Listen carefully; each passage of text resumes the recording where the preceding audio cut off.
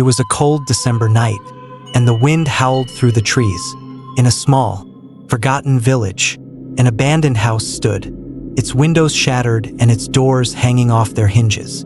No one dared to go near it, for it was said that every year on the last night of the year, a shadowy figure would appear at the window, watching all who passed by. The villagers whispered that it was the spirit of a woman who had died there years ago, and her soul could never find peace.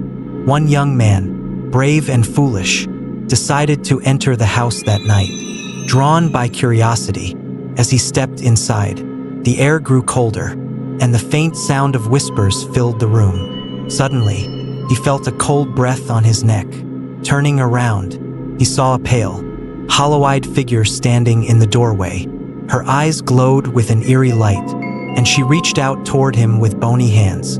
The young man ran, but the door slammed shut behind him. His heart raced, and as he looked around, the figure was no longer standing still. She was closer, much closer now, with a terrible smile on her face.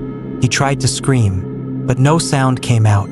With every step he took, the woman seemed to follow, her laughter echoing through the house. The walls began to close in, and the temperature dropped further, freezing the young man's breath. He could feel his strength draining, his limbs growing numb. The last thing he saw was her face, inches away from his own, before everything went black.